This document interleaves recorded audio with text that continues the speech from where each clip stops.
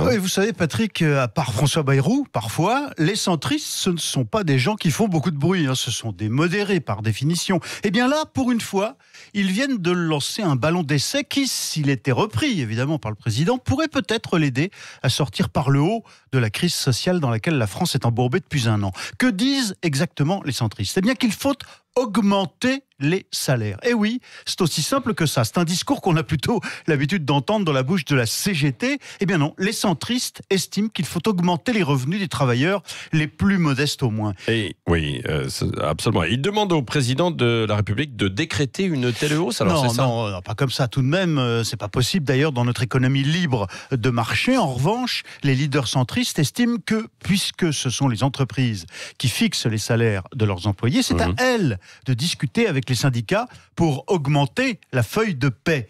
Et là, disent-ils, eh bien, le gouvernement a son rôle à jouer en décrétant une grande conférence sociale, une conférence d'ampleur nationale, formelle.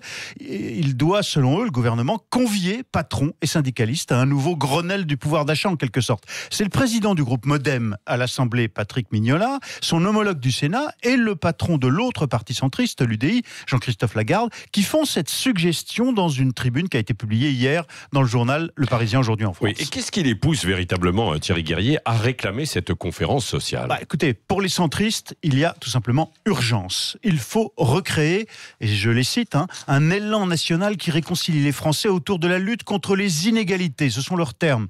Or, pour eux, les records historiques de distribution de dividendes dans les grandes entreprises l'été dernier, les hausses de 14% en moyenne des revenus des patrons du CAC 40, eh bien tout cela impose une contrepartie sur les fiches de paie des salariés. Il y a un déséquilibre, selon eux, qui démoralise les Français, et ils ajoutent, ça explique même la révolte. Oui, c'est ça. Ils ont une chance d'être entendus tout de même par Emmanuel Macron et Édouard Philippe. Ouais, c'est toute la question. Oui. Soit le président de la République, qui est le véritable décideur, saisit la perche et utilise cette carte pour ouvrir une grande négociation qui peut lui permettre de reprendre l'initiative sur le terrain social, voire même d'échapper à la grande journée de contestation du 5 décembre en reliant, par exemple, la question des salaires à celle des retraites, en ayant un grand Grenelle social, une nouvelle grande négociation. Soit au contraire, le président de la République reste soumis à son obsession de ne jamais se faire dicter son agenda par personne, obsession aussi de ne pas faire comme avant. Eh bien, peut-être que là, il aura perdu, je crois, une belle occasion venue pourtant,